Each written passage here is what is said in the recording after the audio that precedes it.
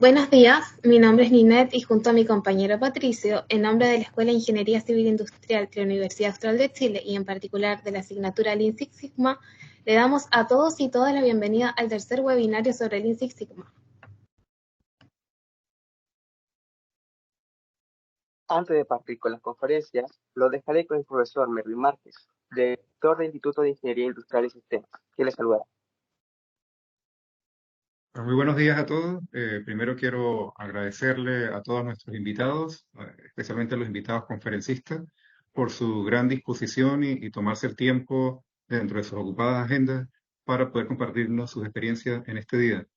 En esta oportunidad nos acompaña el ingeniero Carlos Ramírez, el de la casa, como digo yo. En la primera edición estuvo como estudiante moderador y hoy lo tenemos como conferencista. Tenemos también a la ingeniera Daniela Fernández, quien nos acompaña desde Santiago y nos comentará uno de los proyectos Six Sigma que ha liderado. Y finalmente tendremos al doctor Luis Alfredo Paipa, nuestro invitado internacional, académico con una gran trayectoria en la materia, quien nos acompaña desde Bogotá. Bueno, en segundo lugar, y no menos importante, también agradecer a todas las personas que se están conectando, que han atendido a la invitación a este seminario y especialmente también a nuestros alumnos Ninette y Patricio por apoyarnos como nuestros moderadores del evento. Esta es la tercera vez que organizamos el seminario junto con los alumnos de la asignatura del Lean Six Sigma de la carrera de Ingeniería Civil Industrial, el cual podríamos decir que desde la primera vez ha sido un seminario de carácter internacional, porque hemos siempre tenido invitados conferencistas y participantes, tanto nacionales como internacionales, y bueno, el propósito de este seminario es convertirse en una ventana, ¿no? Para poder compartir estas experiencias que nos traen nuestros invitados en temas que buscan justamente la mejora continua de los procesos y de las organizaciones. Masaki Mai, que es el gran gurú japonés considerado el padre de la mejora continua, señalaba que el cambio para mejorar no ocurre de la noche a la mañana, y que se requiere disciplina y sacrificio para cambiar la cultura que se ha formado después de tantos años. También decía que el Kaizen es mejora diaria, es mejora de todo, es mejora en todas las partes. Así que bueno, aquí estamos intentando en este día hacer algo de Kaizen a partir de las experiencias de nuestros invitados, con el entusiasmo de seguir aprendiendo. Así que en nombre de la carrera de Ingeniería Civil Industrial de la Facultad de las Ciencias de Ingeniería de la Universidad Austral de Chile, le damos a todos una cordial bienvenida. Gracias, profe, por sus palabras. Sin más preámbulo, invitamos al primer conferencista. Agradecemos a todos los asistentes que cualquier consulta la pueden hacer vía chat. Él es el ingeniero Carlos Ramírez, ingeniero civil industrial egresado de la Universidad Austral de Chile en proceso de certificación Six Sigma Green Belt. Actualmente se desempeña como agente de cambio en la empresa CMPC Valdivia. Nos presenta el proyecto Six Sigma Disminución del consumo de producto barrera en la cartulina natural Craft Kit 2 en CMPC Valdivia. Vale, muchas gracias, Ninette. Miren, voy a compartir pantalla, me avisan cuando se esté viendo correctamente, porfis. Sí se ve. Ya, súper. Bueno, chicos, primero muchas gracias por la invitación, al profe, a los chiquillos y obviamente a todos los asistentes, que estuve viendo los nombres y hay hartos nombres conocidos. Y como dijo la Nine, este trabajo tiene por nombre Disminución del consumo de producto barrera en la cartulina Natural Craft Kit 12 en CMPC Valdivia. Ya les vamos a contar qué es el kit, qué es la cartulina. Pero para partir, una pequeña introducción. CMPC significa Compañía Manufacturera de Papeles y Cartones. CMPC tiene tres negocios distintos, tres negocios grandes. Uno de esos es el negocio de la celulosa, otro es el negocio del papel softy, que es todo lo que es pañales, lo que es papel confort, que se le conoce, toalla nova, etc. Y el otro es el biopackaging, que son todo lo que es envase. La planta de Valdivia es una planta de biopackaging y más específico de cartulina. ¿Qué es la cartulina? Es un cartón delgado o una hoja un poquito más gruesa. Y piensen que la cartulina es, por ejemplo, todo lo que es la caja de los cereales, la caja del puro instantáneo, la caja del remedio, eso es cartulina.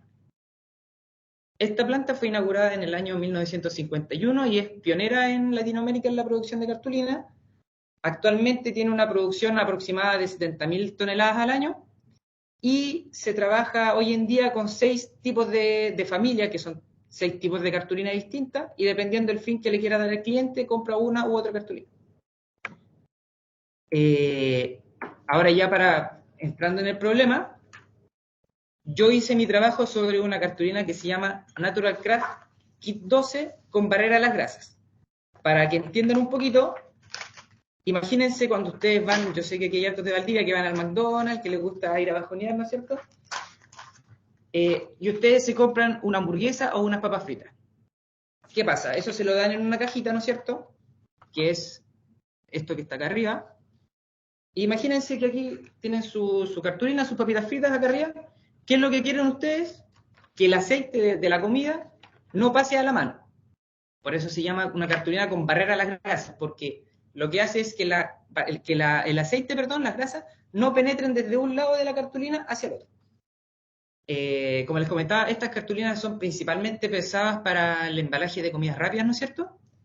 Y este grado o el nivel de la barrera se mide en una unidad que se denomina kit.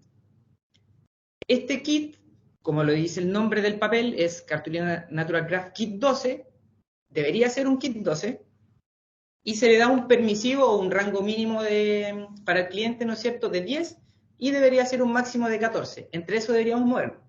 Pero ¿cuál es el problema que se encontró? Acá en CMPC se trabaja por gramajes, es decir, una cartulina puede tener distintos gramajes, que en este caso son 235 gramos por metro cuadrado, 260, 285, 325 y 340. ¿Cuál era el problema? Que las cartulinas de gramaje bajo, vale decir 235 y 260, se le estaba haciendo una doble aplicación de este producto de barrera. ¿Por qué? Porque cuando se le aplicaba una sola, no llegaba al kit 10, ¿no es cierto? No llegaba al mínimo. Entonces, ¿qué teníamos que hacer? Aplicar 2 veces este producto para asegurar que el cliente reciba lo que le estamos ofreciendo, pero ahí perdíamos nosotros. ¿Por qué? Porque el cliente, obviamente, si le vendemos una cartulina kit 21, él va a estar mucho más contento, pero no es lo que nosotros le estamos vendiendo, le estamos regalando un producto que él no está pagando. Y por otro lado, tenemos los gramajes más altos, que son el 285, el 325 y el 340, que estas cartulinas se estaban fabricando con una sola aplicación de barrera, pero al hacerlo se trabajaba muy cerca del límite, era por lo general un kit 10. Entonces, ¿qué pasa? Que estábamos muy cerca del límite de rechazo. Si nos da un kit 9, eso ya no lo podemos vender. Entonces tenemos estos dos problemas, un kit muy alto y un kit muy cerca del límite. Y como para que se hagan una idea, de los 680 jumbos que se fabricaron entre enero y septiembre del 2022, solamente 202 estuvieron dentro de los límites de fabricación. Todo el resto estuvo o bajo del 10 o sobre el 14, ¿no es cierto? Que corresponde a un 43% del total.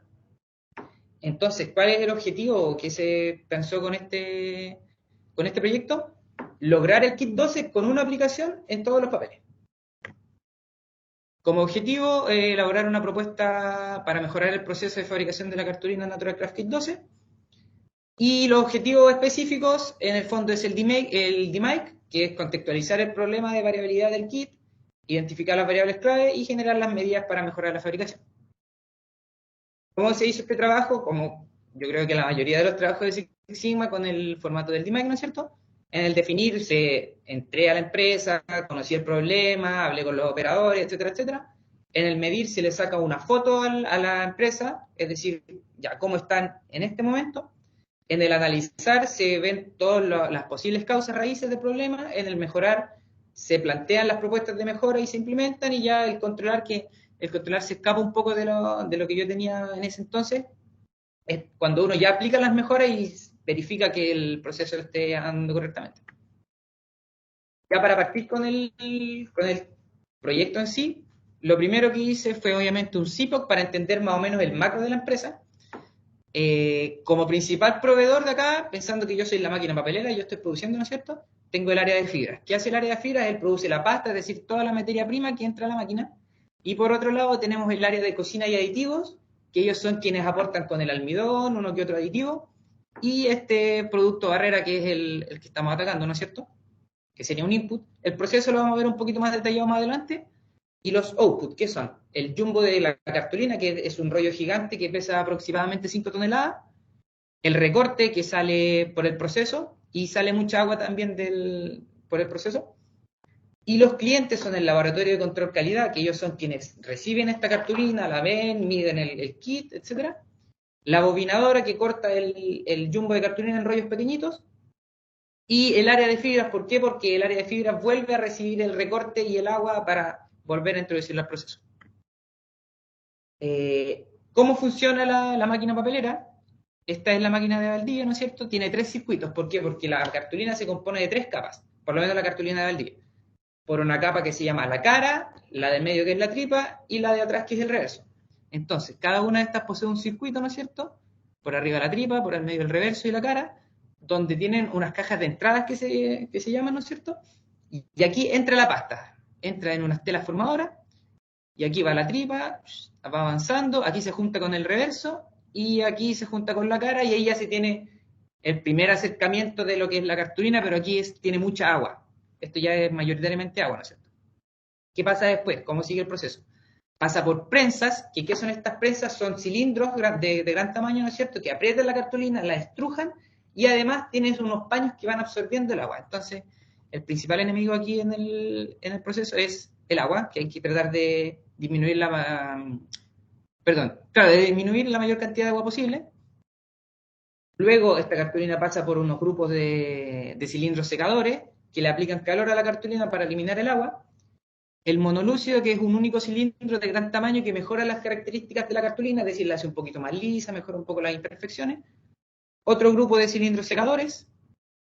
Acá viene la máquina, la Turbo Film Sizer, que le aplica almidón, que también mejora mucho las características de la cartulina. Otro grupo secador, la zona de estucado, que aquí es donde se aplica el producto barrera en 2 máquinas. En los papeles de gramaje bajo, que les comentaba que se aplicaba en la preestucadora, que es esta de acá, y en la estucadora con las 2 capas, y en los papeles de gramaje alto, que se aplica solamente en la estucadora, que lo que el fin de este proyecto es solamente aplicar una sola aplicación en todos los papeles. O sea, lo que queremos es lograr aplicar solamente con esta máquina de acá y esta dejarla afuera para estos papeles de Natural Craft Kit 12, ¿no es cierto?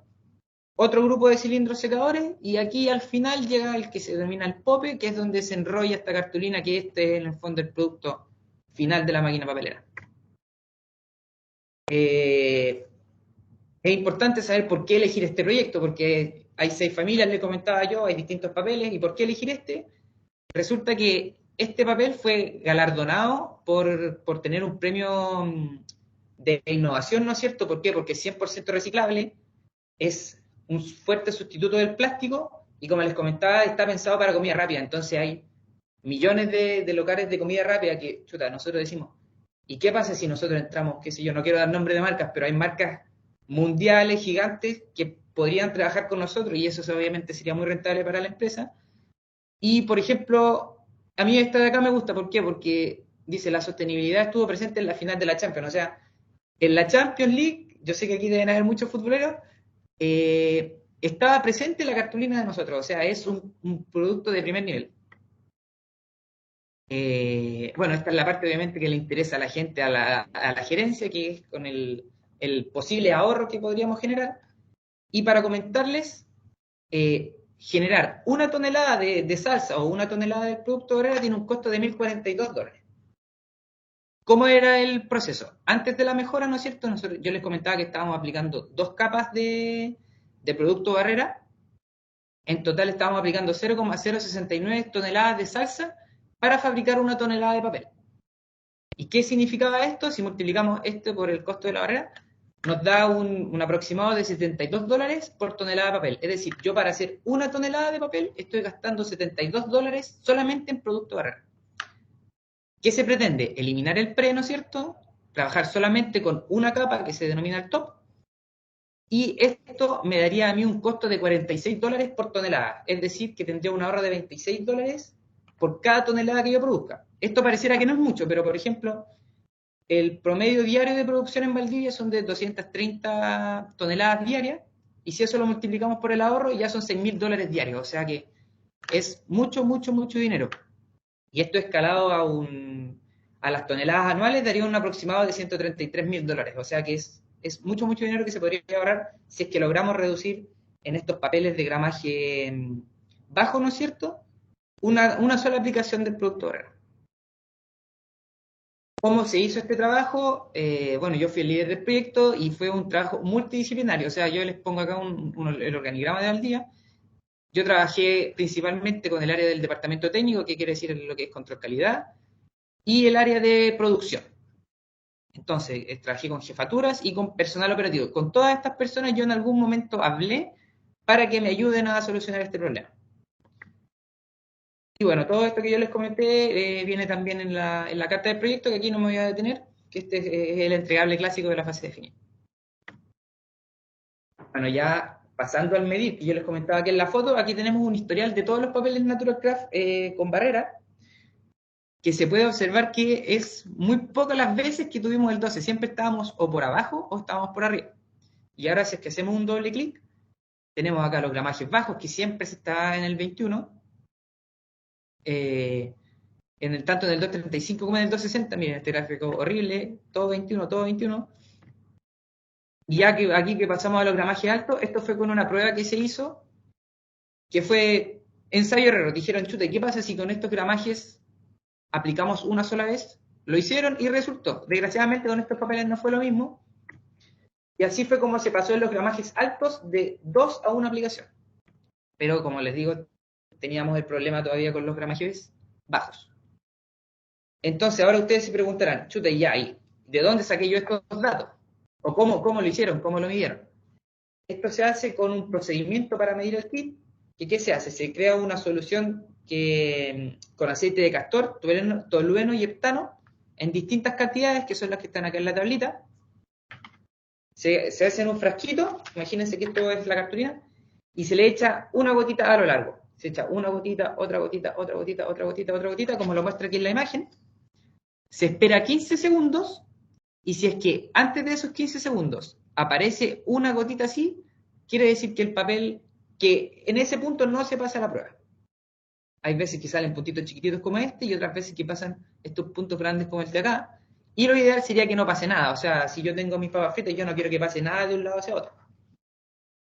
Entonces, ¿qué dije yo? Dije, chuta, ¿y será verdad? ¿Los operadores medirán bien? ¿Tendrán ellos todos el mismo criterio? ¿Por qué? Porque es súper subjetivo. Hay algunos que ponen la gotita, ¿no es cierto? Ven si hay una sola marca de color negro, dicen, no, esto ya no pasa. Otros que son un poco más liberales, por decirlo de alguna forma, y ya si pasan dos gotas que están separadas, dicen, no, ya mira, si este producto igual pasa. Entonces, hay que hacer un trabajo de ver, chuta ya, ¿qué tan confiables son nuestros datos? Y para eso, ¿qué hice? Hice un test, un Gauge RNA. ¿En qué consistió esto? Yo seleccioné 10 tipos de cartulina Natural Craft, ¿no es cierto? Con distintos valores de kit. Y a 3 de los 5 inspectores de calidad, que son quienes hacen esta medición, se las entregué en orden aleatorio y le dije, ya, ¿qué kit le das? Aquí tienes uno, lo midió, después le pasé el otro, lo midió, me las devolvieron, yo las desordené y se las volví a entregar. Entonces los comparé a ellos mismos, es decir, a Juanito con Juanito, y también comparé a Juanito con Pedrito. Entonces se compararon con ellos mismos y con sus compañeros. Y aquí, con este valor yo me quedé tranquilo, que es con el valor de la reproducibilidad, que está relacionado con los operadores, ¿no es cierto? Que tuve un porcentaje de tolerancia de 5.23, que es decir que el sistema de medición es aceptable. ¿Por qué? Porque un 5.23% de las veces había una diferencia. O sea que como es menor a 10, yo dije ya, estos datos a mí me sirven. Yo puedo estar tranquilo y puedo trabajar con estos datos. Y luego, ¿qué hice con estos datos? Que yo ya sabía que estaban, que me servían, ¿no es cierto? Hice las pruebas de distribución. Claramente no se distribuía normal, no seguía ningún tipo de distribución, de hecho, por el que el valor P era demasiado pequeño en cada una de las distribuciones.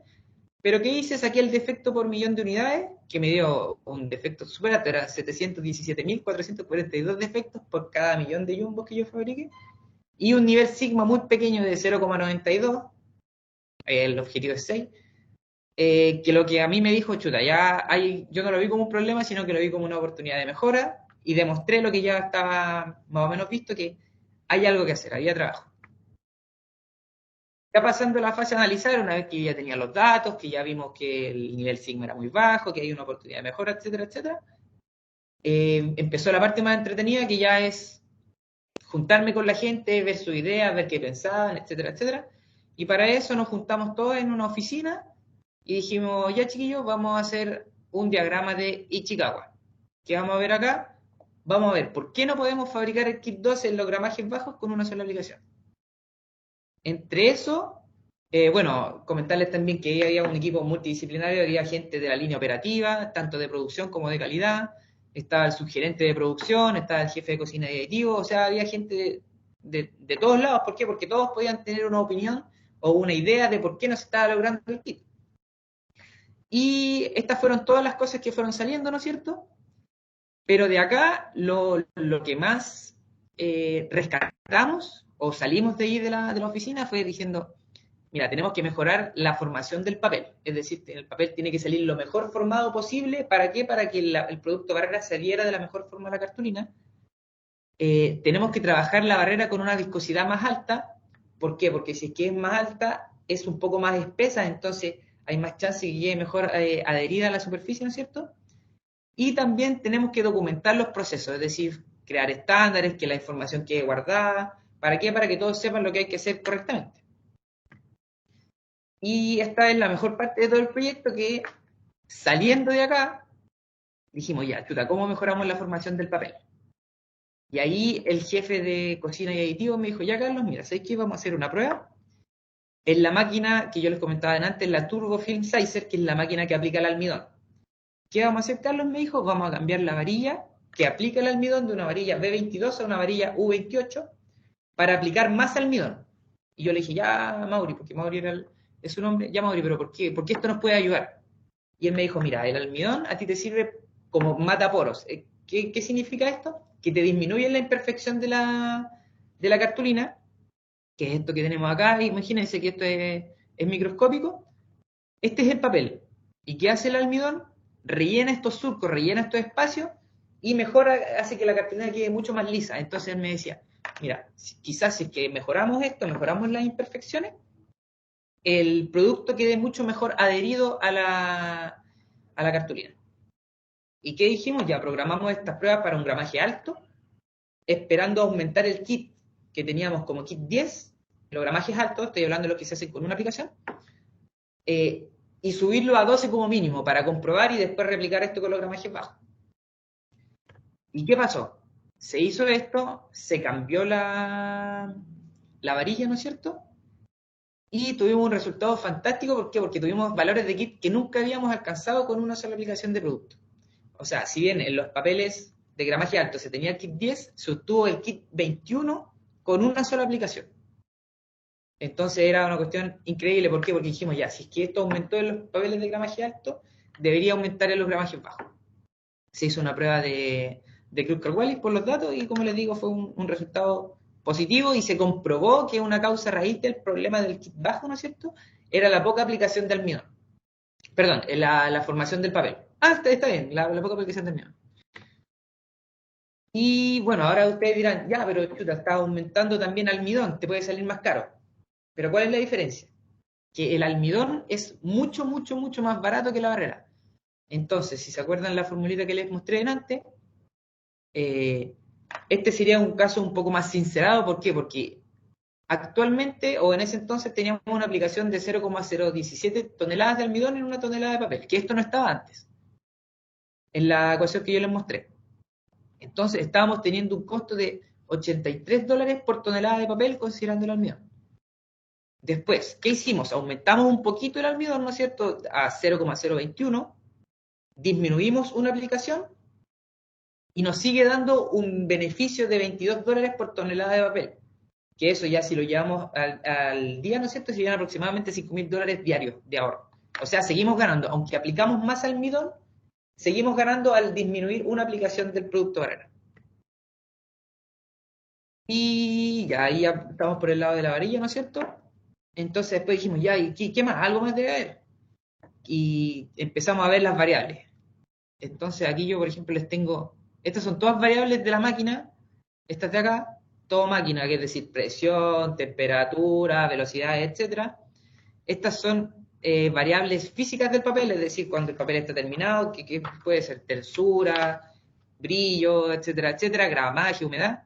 Y estas son las bitácoras del laboratorio de fibra. O sea, imagínense la cantidad de variables que tenemos, que yo en un momento dije, chuta, ya, ¿y qué más podemos revisar? ¿Qué hacemos? Y ahí fue donde volví con los operadores, ¿no es cierto?, al Gemba, y a ellos les dije, ya, Pancho, dime, ¿qué variable crees tú que puede ser? Y así estuve haciendo como entrevistas, ¿no es cierto?, con la gente en el Gemba, y ellos, la mayoría, me señalaba tres variables, que eran la viscosidad de la salsa, la refinación de la madera y la humedad de la cartulina. Entonces, ¿qué hice con esto? Recopilé los datos, los metí al Minitab, y no tanta sorpresa, ¿por qué? Porque ellos me decían, no, Carlos, si esto te va a afectar. Tuve un R de 0,7 casi para la viscosidad, considerando que arriba de 0,8 es fuerte, entre 0,5 y 0,8 es moderada y bajo 0,5 es débil. Entonces tuve una correlación moderada en la viscosidad y la refinación.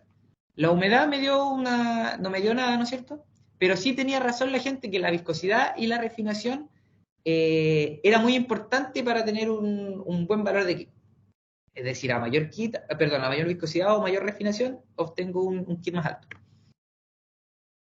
Y aquí ya me puse en modo Sherlock Holmes, ¿no es cierto? Y encontramos algunas causas raíces del problema, que era la poca aplicación del almidón y la falta de monitoreo de las variables de refinación y viscosidad, que son las que vimos con el coeficiente de correlación, ¿no es cierto? Y además dejé como una oportunidad de mejora el tema de la documentación de los procedimientos. ¿Por qué? Porque hay muchos procedimientos que no están documentados, no hay estándares, está todo de boca en boca, unos lo hacen de una forma, otros lo hacen de otra. Entonces es una oportunidad de mejora adicional que encontramos en el proceso, ¿no es cierto? Y ya por la parte del mejorar, estos son los planes de acción que aquí no me voy a tener. ¿Por qué? Porque los vamos a ver uno por uno. Entonces, el primero fue estandarizar la utilización de la varilla U28 en los papeles Natural Craft Kit 12. ¿Qué se hizo para esto? Algo súper simple. Se elaboró una loop que se ubicó en el área de trabajo, ¿no es cierto? Donde dice acá que los bloques de Natural Craft Barrera deben fabricarse con la varilla U28 en la turbo para mejorar el kit.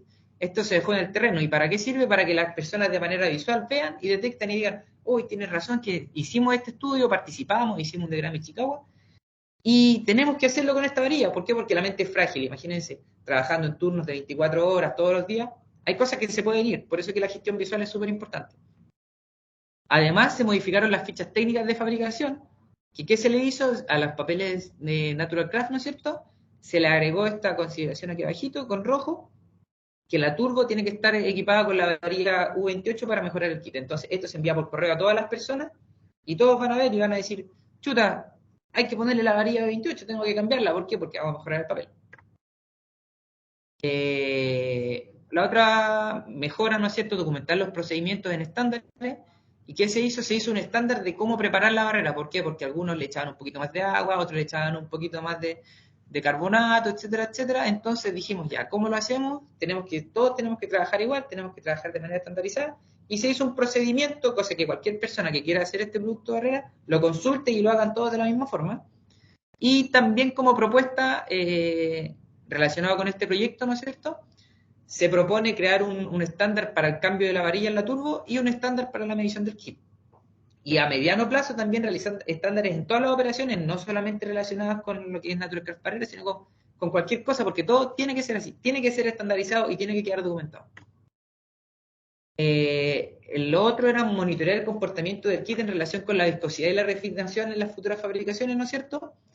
¿Por qué? Porque ya comprobamos que esto servía, eran variables importantes. Y acá hay un paso que está en proceso hoy en día, que es definir el rango óptimo de estas variables, es decir, entre qué rango tenemos que movernos de refinación y de viscosidad para tener el mejor kit.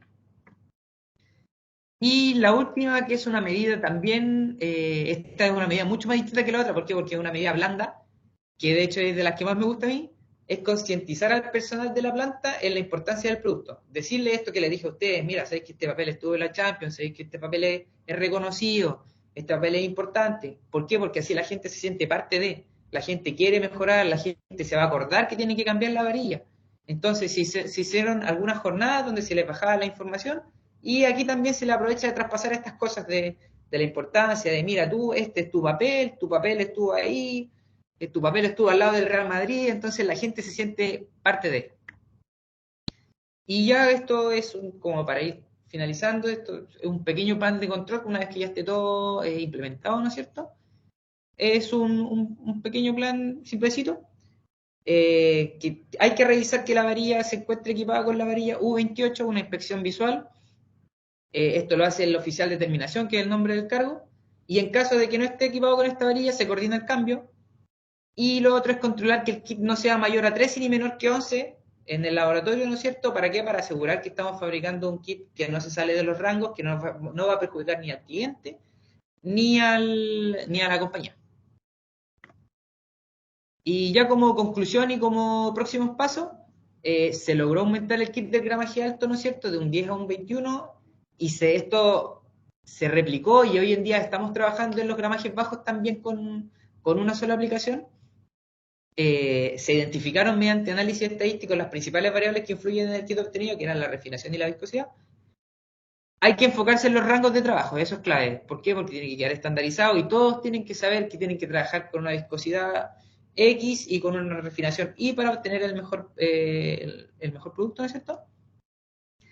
Esta fabricación con una sola aplicación nos daría un ahorro potencial de $112.000, que es mucho, mucho, mucho dinero. A mí me cuesta cuantificarlo, pero por ejemplo me decían, mira, con esto podemos tener 2 gerentes en planta, o sea, es mucho, mucho, mucho dinero. Y además de ya trabajar con los papeles Natural Graphic 12, se detectaron otras mejoras que pueden ser replicadas en toda la planta, como lo es el tema de la estandarización de los procesos, de dejar documentadas algunas cosas, etcétera, etcétera. Así que eso es mi presentación, chiquillos. Les agradezco a todos los participantes, ojalá que me hayan entendido, igual anduve un poquito rápido por el tema del tiempo, y cualquier consulta, cualquier cosa que quieran saber, bueno, no sé si ahora habrá un espacio de consulta, pero ahí está mi correo electrónico, yo sé que hay muchos que tienen mi Instagram, a mí me encanta hablar de estas cosas, me encanta hablar de mejora continua, entonces siéntanse libres de contactarme por donde estimen conveniente. Le agradecemos al ingeniero Carlos Ramírez por compartirnos su experiencia en el tercer webinario sobre el Lean Six Sigma. Le recordamos a todos los asistentes que cualquier consulta le pueden hacer vía chat. Carlos, le responderás por este medio. Por temas de cronograma seguiremos con la segunda conferencia. Y así despedimos a nuestro invitado. A continuación, Basule de Ingeniería Reina Fernández, Ingeniería Industrial, egresada a la Universidad Nacional Experimental de Táchira, Venezuela. Diplomada en Gestión 6 Sigma nivel Black Belt en la Universidad de Chile. Con más de 6 años de experiencia en la empresa Grundfos, como ingeniera de calidad, ingeniera de procesos y más recientemente como coordinadora de herramientas digitales, enfocadas en mejora de procesos e implementación de herramientas para soportar el área de servicio al cliente. Nos presenta el proyecto Six Sigma, reducción de la generación de materiales de Slow Model en Grundfos. Vale, Adelante, muchas gracias Patricio por la presentación. Voy a compartir pantalla ahora, me avisan si se ve. Sí, perfectamente. Perfecto. Bueno, yo les voy a presentar un proyecto implementado durante el 2021-2022 en la empresa en la cual trabajo, Grundfos. Este proyecto fue trabajado bajo la metodología Six Sigma, que es una metodología o una filosofía empresarial centrada en mejoras basadas en hechos. Yo creo que esa es una diferenciación importante versus cualquier otra metodología. Y uno de los objetivos es crear valor minimizando la variabilidad del proceso. No eliminándola, porque prácticamente podemos decir que es imposible eliminar la variabilidad de un proceso, pero sí la idea de la implementación de esta metodología es minimizar esa variabilidad. Esto puede ser utilizado en cualquier tipo de proceso, sea de fabricación, servicios, administración de recursos humanos, cualquier área es aplicable para utilizar la metodología Six Sigma. Y bueno, el objetivo principal, como lo comentó mi colega anteriormente, yo creo que es transformar la cultura laboral de los empleados de cualquier empresa, porque con esto podemos mejorar muchas formas de trabajar y pues hacer el trabajo un poquito más ameno, generando beneficios. Antes de comenzar con el proyecto o con la presentación del proyecto, Les voy a hablar un poquito de la empresa. Yo trabajo en esta empresa que se llama Grundfos. Grundfos es una empresa fabricante de bombas principalmente bombas o para bombeo de agua exclusivamente. Está representado por más de 100 compañías a nivel global. Fue fundada en 1945 y tiene una producción anual de más de 16 millones de unidades de bombas. Es uno de los principales fabricantes de bombas a nivel mundial. Y su oficina principal o su headquarters están en Björnbro, en Dinamarca. Esta compañía comenzó vendiendo solo bombas y actualmente estamos en el mercado no solo de bombas, sino también vendemos motores, vendemos sistemas de control, conectividad para controlar los sistemas de bombeo y tenemos muchas soluciones adicionales a la bomba, junto con los servicios, obviamente servicio técnico, monitoreo, control, etc. En la etapa definir, bueno, el objetivo de esta etapa de la metodología Six Sigma, que como comentó mi colega, se define por las letras de DMAIC. La etapa definir nos permite identificar el proceso, evaluar si realmente existe una oportunidad de mejora, definir el objetivo, el alcance y el indicador con el que vamos a estar trabajando, definir el grupo de trabajo que nos estaría prestando apoyo durante todo el proyecto, estimar los beneficios financieros. Al inicio en la etapa definir es solo una estimación, luego en la etapa medir podemos alinear un poco más ese objetivo o beneficio financiero y que sea validado por el patrocinador o el sponsor. Para este proyecto, como antecedente, realizamos un análisis de el comportamiento de los materiales o de la provisión de materiales en baja rotación. Slow moving quiere decir materiales en baja rotación y realizamos el análisis de esta provisión identificándolo un poco con los valores en dólares monetarios y con la clasificación de productos. Nosotros clasificamos los productos en productos terminados, que vendría siendo finished good, componentes, servicios, que vendría siendo kits de servicio o kits de reparación, motores, accesorios adicionales, controles y cualquier otro producto individual.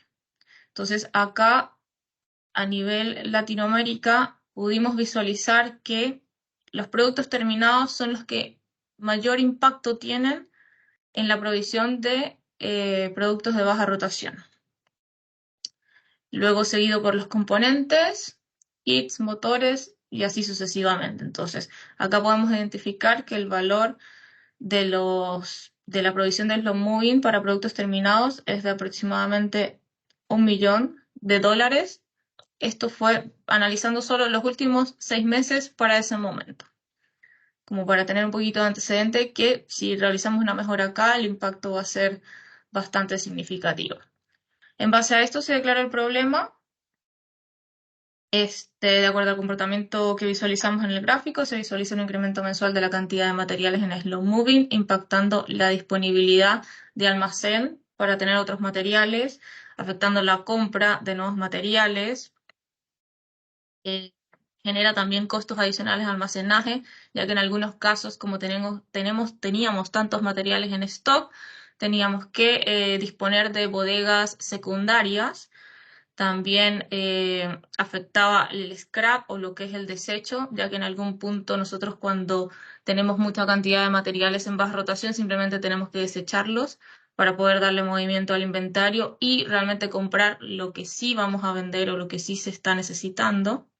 Y afecta este indicador de la provisión de slow moving, que básicamente el indicador me mide la cantidad de materiales que tengo en baja rotación y de acuerdo al peso que tiene este material, es decir, por ejemplo, si tengo un material que está en baja rotación y este material cuesta $2.000 y tiene más de 2 años en baja rotación, el peso que va a tener dentro de la provisión de slow moving es un 90% de su valor. Entonces quiere decir que aproximadamente si tiene mucho tiempo, o sea, como para resumirlo, si tiene mucho tiempo en baja rotación, el impacto de este valor va a ser mucho más alto que tal vez un material que tenga solo un mes, porque me va a impactar solo un 10% de su costo. El beneficio potencial estimado para este momento en ahorros económicos era de $30.000 para los costos de provisión de Slow Moving. Acá está el Project Charter inicial, definición de los Project Drivers, quienes eran los que estábamos liderando el proyecto. Era mi persona con un colega Six Sigma también. El objetivo, desarrollar un plan de acción para la reducción de la generación de materiales Slow Moving en un 10%. Eso era lo que queríamos en un inicio, reducir esta generación de materiales en slow moving o en baja rotación en un 10% para toda Latinoamérica. Latinoamérica incluía Argentina, Chile, Colombia, Perú y México. Partes interesadas, grupo de proyecto, la planificación. Esta es la primera o el alcance inicial donde definimos ya, vamos a trabajar con esto. ¿Por qué vamos a trabajar con esto? Porque tiene cierto impacto y quiénes son las personas que están involucradas o las interesadas. Acá también las mencionamos. Luego, en la etapa medir, el objetivo de la etapa medir es entender un poco el proceso con el cual vamos a trabajar e identificar algunas causas. Entonces, para esta etapa medir, realizamos un análisis. Aquí sí, ya comenzamos a trabajar con los datos, que es uno de los principales objetivos de la metodología Six Sigma, es tener datos. Si no tenemos datos, es muy difícil aplicar la metodología Six Sigma, porque tendríamos que crear esos datos. Entonces, se puede hacer, pero el proceso, digamos, se hace un poco más complejo. En este caso teníamos toda la data, porque está en sistema toda la información. Y en este análisis, para todas las etapas siguientes, solo trabajamos con un site piloto, que en este caso fue la sucursal de Argentina. Entonces, analizando los datos de Argentina, pudimos ver que la categoría que tenía mayor provisión de slow moving era componentes, luego seguida por productos terminados, motores, servicios. Esto es el comportamiento durante los 2 últimos años para ese momento. Para priorizar un poquito en qué nos íbamos a enfocar o acotar el alcance, realizamos un diagrama de Pareto de estas categorías y en función de ese resultado seleccionamos la categoría de productos terminados. Si hiciéramos solo el análisis para el site de Argentina y quisiéramos solo disminuir este indicador en este site, hubiésemos seleccionado los componentes. Pero en este caso seleccionamos productos terminados debido a que igual representa un alto valor, un 30%, y segundo, porque es una categoría repetitiva en todas las demás plantas de Latinoamérica. Entonces, como queríamos hacer el englobe para Latinoamérica, seleccionamos la categoría de productos terminados. Luego realizamos un Pareto simplemente por el porcentaje de slow moving provision, básicamente para identificar con qué materiales íbamos a estar trabajando y realizando el análisis.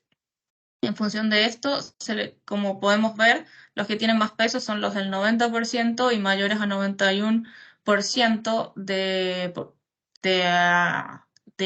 peso en la provisión de los materiales de baja rotación. Entonces, seleccionamos todos los productos con mayor a 90%. Entonces, para el análisis de datos estamos trabajando con Argentina, productos terminados y productos que tengan un peso de mayor a 90%. Luego realizamos un análisis CIPOC, que es un proceso vista prácticamente desde una perspectiva de helicóptero muy general. Acá visualizamos proveedores, entradas, cuál es el proceso, las salidas, los clientes. Los proveedores, bueno, son los distribuidores, supply chain, en el caso para nosotros, fábricas, ventas, son los que nos permiten poder iniciar el proceso. Las entradas son los puntos de reorden, los lotes mínimos de compra, las órdenes de ventas, algún forecast de ventas, devoluciones, cancelación. Esto es lo que nos permite disparar el proceso. El proceso como tal es que se genera una requisición. Esa requisición luego puede convertirse en una orden de compra o puede convertirse en una orden de producción. Luego llega el material a stock y lo ideal es que se entregue el material. Cuando no se entrega el material, es allí donde tenemos el problema de materiales en baja rotación. Pero este es como el proceso ideal. Y finalmente tenemos como salidas, pues, que si no se entrega, genera provisión de materiales en baja rotación, scrap, acumulación de stock, disponibilidad de almacén disminuye y finalmente se factura. Los clientes supply chain de los distribuidores y el cliente final. Luego, para continuar con esta etapa, realizamos un mapa de procesos. En este mapa de procesos, si ven, es mucho más completo que el CIPO que realizamos anteriormente. Y acá vamos detalle a detalle, operación a operación, responsables o áreas involucradas. Entonces, si ven, el proceso inicial es que los clientes envían la orden de compra, el área de servicio al cliente recibe esta orden de compra, luego define si esto es marítimo o vía aérea, solicita compra a supply chain, si es aéreo, si es marítimo, automáticamente SAP genera la requisición, luego posterior a eso, supply chain envía esta orden de compra a fábrica, fábrica confirma esta orden de compra, coordina el envío de materiales, se recogen los materiales, luego logística recibe esos materiales en stock. Y acá el flujo regular es que luego de que se confirme, se hace el ingreso de materiales, se reciben los materiales o el cliente recibe los materiales y ahí es donde se dispara algunos de los inconvenientes que en algún punto podemos tener también materiales en baja rotación porque el cliente solicita devolver esos materiales, sea por temas de calidad, porque no los necesita, porque no los quiere, y como trabajamos mucho a pedido, podemos simplemente quedarnos con esos materiales en stock porque no hay ningún otro cliente que necesite ese mismo material. Luego de esto, hacemos un análisis de tendencia para visualizar el comportamiento, lo hacemos con las categorías que ya seleccionamos o que definimos en un inicio. Como podemos ver, la tendencia es que los productos con este peso ha ido aumentando con un promedio de 74.700 que vendría siendo la media. Luego realizo una prueba de normalidad, básicamente para verificar que mi data sea funcional. Acá puedo visualizar el gráfico de probabilidad y que es una distribución normal. Luego, revisando la capacidad del proceso o realizando el análisis de la capacidad del proceso, prácticamente este análisis lo que me permite es visualizar un poco qué tan real puede ser mi objetivo, si lo puedo alcanzar, si no lo puedo alcanzar. Y acá seleccionamos como límite superior $84.374, que correspondía a la voz del cliente cuando nos dijo que quería reducir en un 30% los materiales en baja rotación. Entonces, de acuerdo a los valores de la capacidad del proceso, podemos ver que no atiende al objetivo indicado por el cliente y que la probabilidad a largo plazo de no lograr el objetivo es de aproximadamente, o es de en realidad 50,99%. Es decir, que si nos quedamos con el objetivo que habíamos mencionado en un inicio, es poco probable que podamos cumplirlo. Y el nivel sigma, bueno, con estos datos nos da de 1,47. Como saben, lo ideal es que el proceso tenga, o la capacidad del proceso tenga un nivel sigma 6. Con esa información revisamos el objetivo y al final definimos finalmente que el objetivo es reducir en un 30% desde ciertos rangos de valores durante o en el mes de febrero. Con eso actualizamos nuestra data de Project Charter, como les comenté en un inicio, en la definición. Es básicamente lo que queremos. Luego cuando realizamos la etapa de medición nos damos cuenta si podemos o no podemos cumplir con los objetivos y ahí adaptamos el objetivo y priorizamos y acotamos el alcance, ¿no? Entonces en este caso ya básicamente va a ser reducción de un 30% solo para los materiales clasificados como productos terminados con un peso mayor al 90%. Las personas se mantienen igual. Luego en la etapa analizar, el objetivo de la etapa analizar, de acuerdo a la metodología Six Sigma, es realizar el análisis del proceso, proyectar algunas tendencias y analizar los datos. Lo primero que hicimos fue realizar la matriz causa y efecto con las entradas del proceso de acuerdo al mapa de procesos y al CIPO que realizamos y las salidas del proceso. Esta matriz, el objetivo de realizar esta matriz es básicamente priorizar, que yo pueda priorizar las variables de entrada y pueda definir con qué voy a estar trabajando en la implementación de mejoras, porque claramente si yo veo este gráfico, que es el resultado de la matriz, del valor de la matriz, yo podría trabajar en todas estas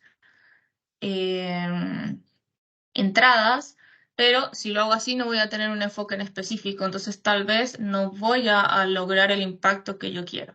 Entonces en este caso podemos simplemente visualizar que la estrategia de ventas es lo que más impacta en que se me quede un material en stock y llegue a baja rotación.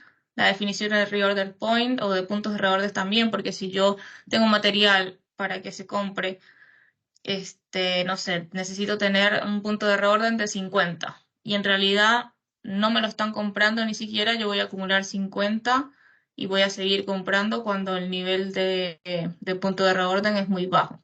Las notas de devolución me afectan. Si el cliente me devuelve algo y yo no se lo puedo vender a otro cliente, ese material va a quedar en baja rotación y así sucesivamente. Entonces, la idea de esta matriz es que yo pueda priorizar en qué me voy a enfocar para la etapa de mejorar. También juego con los datos, realizo un test de hipótesis. El test de hipótesis es básicamente me permite validar si podemos o no cumplir con el objetivo. Entonces, en este caso, como el valor de P es menor, puedo decir que acepto la hipótesis alternativa. Entonces, podría simplemente afirmar que el valor, que sí podría cumplir con este objetivo. También realizo un intervalo de confianza. Como les dije, esta etapa es simplemente jugar con los datos, realizar los análisis. Acá pueden ver el análisis de intervalo de confianza. Me dice que para la media se mueve actualmente dentro del rango de $93.000 y $123.000. Luego puedo jugar con los datos, con las categorías que tengo, alguna clasificación. Acá realizamos un análisis ANOVA para básicamente rechazar que nosotros tenemos los productos en distintos segmentos y esos segmentos pueden ser Water Utility, Commercial Building Service, que es construcción, industria o doméstico. Entonces acá estamos tratando de ver si existe algún patrón de diferenciación en estas categorías.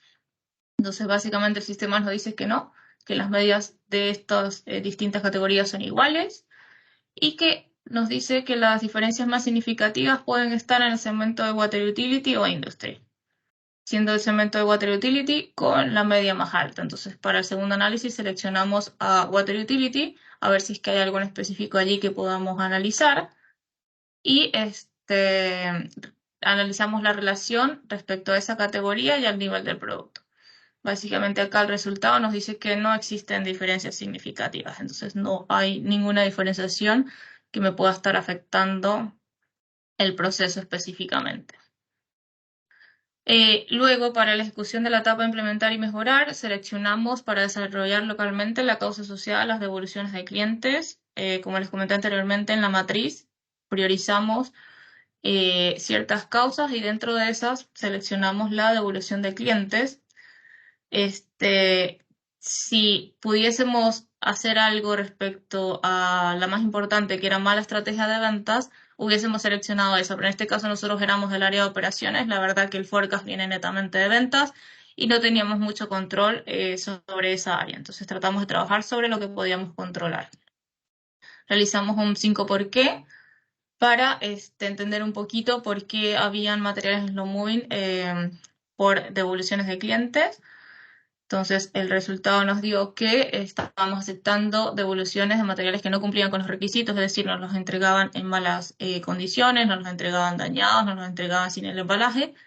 Igual no podíamos venderlos, no se validaban estos requisitos y el porqué principal es que el proceso de devoluciones no era robusto.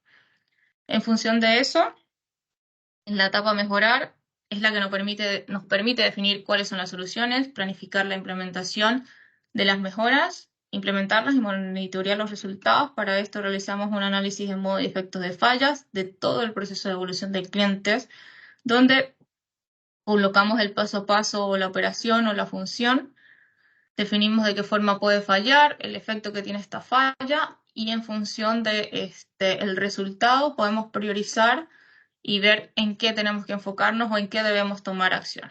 Entonces acá está todo el análisis. No voy a ahondar en el detalle, pero es el proceso paso a paso, el mismo que vimos en el mapa de procesos, pero enfocado específicamente a las devoluciones de clientes.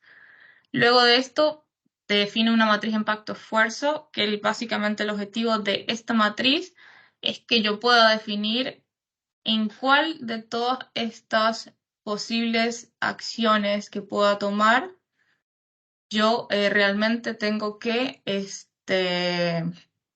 prestar atención. Entonces, acá podemos ver que, por ejemplo, implementación de una política de devoluciones tiene un impacto realmente alto, ya que no existía una política de devoluciones, y el esfuerzo era realmente bajo, ya que no necesitábamos de muchísimo presupuesto para poder implementarlo. Entonces esa es la idea, que yo pueda ir colocando acá en las cajitas donde estaría mi acción y claramente en las acciones que me generen un alto esfuerzo y un alto impacto, tal vez en esas tendría que comenzar a discriminar. En este caso, la estandarización del procedimiento de devoluciones me generaba un alto impacto, me generaba también un alto esfuerzo porque tenía que trabajar con todas las áreas, pero generalmente cuando hacemos un proyecto de este tipo, las empresas ven un poquito más ya qué me genera o me genera más gastos o necesito más presupuesto. Entonces, si hubiese sido que necesitaba una implementación de una maquinaria nueva, claramente el esfuerzo iba a ser muy alto, el impacto alto, pero tal vez yo con alguna de las que estén aquí en esfuerzo bajo podría impactar el resultado o mejorar el resultado. Entonces, es básicamente para priorizar y saber en qué nos podemos enfocar. Acá se definió el plan de acción, qué es lo que íbamos a hacer, implementar la política de evoluciones, definir qué era un producto estándar, mejorar el flujo del proceso, estandarizar procedimientos, trabajar con calidad y reforzar responsabilidades para aprobaciones. En ese momento este era el estatus actual de eso, se completaron la mayoría. Y luego de eso viene la etapa controlar, que es la etapa final. En esta etapa nos permite definir la implementación de las mejoras, implementarlas y monitorearlas. Igual, acá en la etapa controlar yo no participé porque justo en este momento hubo un cambio de estructura y pasé a otra área, pero les dejo acá para comentarles que el objetivo de esta etapa es institucionalizar el cambio, es decir, hacer el cambio real. Esto implica mejora de documentos, implica crear un nuevo estándar o actualizar los estándares existentes, generar un panel de métricas para poder verificar la efectividad de las soluciones con datos, construir planes de control de procesos, tener claro qué voy a controlar, dónde lo voy a controlar, cómo y con quién, capacitar a la gente en la nueva forma de trabajar, detectar la posibilidad de réplica en otras líneas, que en este caso, esta misma implementación que se hizo un análisis por Argentina se replicó en los demás países que tenían el mismo inconveniente, documentar el proyecto, revisar la mejora financiera, eso siempre el sponsor va a estar en pro de esa revisión, y verificar que se haya alcanzado el objetivo. La forma de verificar es haciendo una comparación con el mismo indicador de cómo era el antes y cómo es el después. Inclusive puedo jugar con los datos de nuevo y volver a calcular la capacidad de procesos, y ahí voy a darme cuenta si realmente mejoré el proceso o disminuí la variabilidad, o por defecto se mantuvo igual, quiere decir que ninguna de las acciones que tomé dio buen resultado. Y esto sería todo lo que tuvo que ver con mi proyecto. Les agradezco de verdad por haber participado en este seminario. Y cualquier duda, como comentó igual el colega, me puede encontrar también en LinkedIn. Igual asumo que tú, Mervin, les vas a compartir la presentación. Así que allí pueden ver más detalles y cualquier consulta, pues también está mi correo electrónico o LinkedIn. Muchas gracias. Le agradecemos a la ingeniera Daria Fernández por su excelente participación en el tercer webinario sobre Lean Six Sigma. Queremos recordar a todos los presentes que estamos disponibles para responder sus preguntas a través del chat. Daniel estará atento para proporcionar respuestas a través de esta plataforma. Continuaremos con la tercera conferencia según lo programado. Le pedimos a nuestra segunda invitada dándole continuación al doctor Luis Alfredo Paipa. Luis Alfredo Paipa, ingeniero en producción agroindustrial, máster en educación, doctor en ingeniería aplicada de la Universidad de Navarra, España. Profesor asociado del Departamento de Tecnologías de la Información y Optimización de Procesos de la Universidad de La Sabana, Colombia. Su interés actual se centra en el estudio, diseño y aplicación de modelos y técnicas al estilo japonés, que conducen a procesos de mejora continua sostenibles por cualquier tipo de organización. Nos presenta la conferencia lo que nos hace falta para convertirnos en la Toyota de nuestro sector.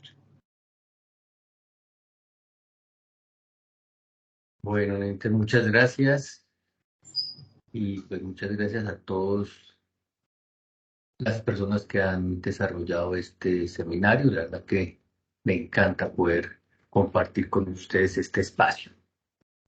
Bueno, pues ya me presentó, muchas gracias también. Simplemente para ampliar un poquito ahí, simplemente pues llevo 20 años aquí trabajando con la Universidad de La Sabana como profesor investigador y pues tuve la gran fortuna durante mi estancia doctoral con la Universidad de Navarra. Desarrollamos un proyecto para poder implementar o para poder implementar a la tabla, podríamos decirlo así, lo que es el modelo del sistema de producción Toyota en Volkswagen.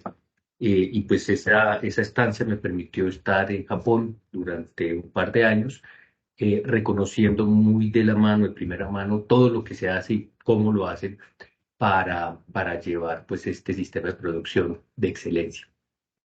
Y actualmente dentro de la universidad, pues mi tema de investigación se centra en hacer sostenible, pues aportar algo en lo que llamamos la sostenibilidad empresarial, o sea, responder a la parte ambiental, socialmente responsables y pues obviamente generar los ingresos suficientes para que una empresa se mantenga.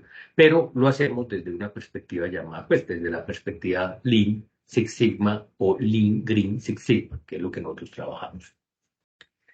Y durante estos años, pues digamos que desde que regresé de hacer mi doctorado, ya en el 2014, 2015, siempre me ha llamado la atención estar visitando muchas empresas, muchos sectores, y pues digamos que no me he encontrado la Toyota, esa Toyota, ¿sí? En ninguno de los sectores en los cuales he podido trabajar.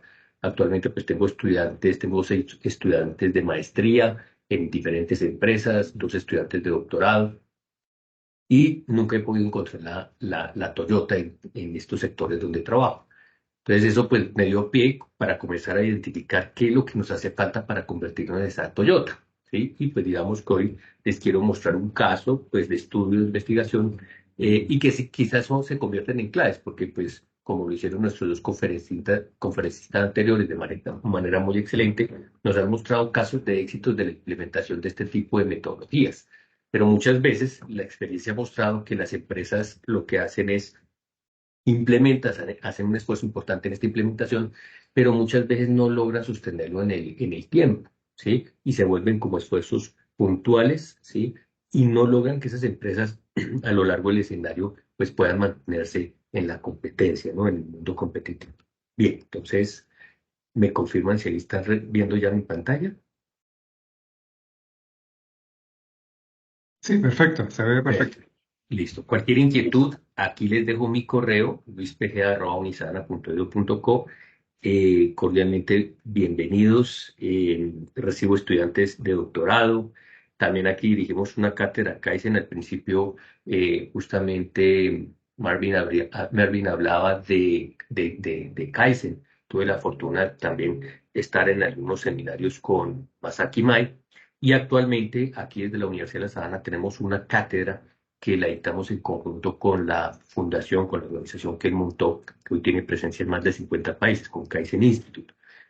En algún momento les puedo también hablar sobre eso. Pero bueno, voy a centrar en el tema realmente para que puedan ver esto. Bien, entonces, seguramente muchos de ustedes reconocen esta imagen, lo que llamamos la reacción en cadena de Edward Deming, y quizás es el punto de inspiración debe ser el punto de inspiración para muchas organizaciones y para entender un poco por qué nos aproximamos, por qué entramos en estos temas relacionados con la mejora continua y desde la perspectiva Lean. Entonces, pues en 1948 fue la primera vez que Edward Deming fue a Japón, y esto pues como fruto de la culminación de la Segunda Guerra Mundial. Habían hecho unos acuerdos, básicamente 3 elementos del acuerdo, en la invasión que hizo Estados Unidos a Japón. La primera pues era contribuir a la construcción, a la reconstrucción de las vías, de los puentes, pues de todo lo que era la ciudad japonesa. La segunda, que los americanos les iban a enseñar a producir, porque en ese entonces, pues los productos japoneses tenían, digamos, una mala imagen con respecto a términos de calidad. Y la tercera condición es que se iba a generar un acuerdo de libre comercio entre Japón y Estados Unidos. En la JUS, la Organización de Científicos e Ingenieros Japoneses, en 1948, pues acudiendo a estos elementos o a estos acuerdos que se habían hecho entre Japón y Estados Unidos, pues le pide a los miembros de Estados Unidos que, por favor, que nos enseñen a producir. Entonces, pues en ese momento ellos dicen, sí, claro, hay que llevar a alguna persona, pero pues no era fácil. Imaginen, en 1945, bomba de Nagasaki, Hiroshima en Japón, efectos de la radiación seguramente. Y yo siempre hago el símil, es como si a nosotros en el 2020 nos hubieran invitado a dar una conferencia en el lugar de origen donde salió el COVID. Seguramente pues no era muy fácil. O sea, si a mí me llegaran acá y me dijo, oye, mira, que hay que ir a China a dar una conferencia sobre, como que yo me lo pensaría 2 veces. Bueno, y es que, porque pues podíamos tener cierta prevención. Seguramente en 1948 está la misma prevención y no fue fácil conseguir una persona hasta que Edward Deming se aventuró. Edward Deming había sido un estudioso de estos temas, y los había venido trabajando de la mano con Walter Sheward. De hecho, Deming fue discípulo de Walter Sheward, pero en Estados Unidos no se hacía caso. Entonces es un poco como cuando uno tiene mucha abundancia, escrito abundancia, pues hablar de mejora continua no tiene ningún sentido. Y entonces Edward Deming, aquí tengo la imagen de Edward Deming justamente dando el seminario, que a propósito los felicito por este seminario que ustedes hacen, me encanta que lo hagan, porque pues es la forma de irradiar el conocimiento general o difundir el conocimiento que vamos teniendo alrededor de las experiencias. Entonces, Edward Deming en 1948 está dando el seminario, un seminario que es en traducción simultánea. Edward Deming solo inglés, nada de japonés. Entonces, pues ahí ya viene el primer choque o barrera, podríamos decir, en términos de idioma. Seguramente, pues obviamente que hizo la traducción, seguramente era muy experto en inglés, pues hacer esa traducción de inglés a japonés, pero estoy casi seguro que muchas cosas se han quedado en el tintero y no la entenderían, así como cuando nosotros vamos a Japón y tratamos de entender el japonés, ¿no? Entonces, por allá aprenderemos algunas palabras, pero nos quedará la gran mayoría fuera del tintero. Aquí está la fotografía del ministro de Japón, el responsable de la JUS, con Edward Deming en este seminario. Pero es que les enseñó básicamente que lo más importante para salir de la crisis, Japón está en crisis, entonces lo más importante es que todas las personas que estén en las condiciones de trabajar, lo estén haciendo. O sea, la única forma de desarrollar una economía que hace que los países salgan adelante es que las personas que están en edad de trabajar lo estén haciendo. Y eso significa que las empresas son las que tienen que dar trabajo. ¿sí? O sea, que las empresas son las que tienen que permanecer en el trabajo. Y esto también es un planteamiento importante para pues, los jóvenes que nos están escuchando, porque muchas veces ustedes pensarán o querrán pensar que quieren ser empresarios. Pues bueno, me parece importante y muy bonito. Bueno, aquí en Colombia hacemos muy chévere ese esfuerzo de ser empresarios, pero lo más importante es que cuando cuando ustedes inicien ese emprendimiento, pues permanezcan en el mercado, ¿sí? Para que generen trabajo, ¿sí?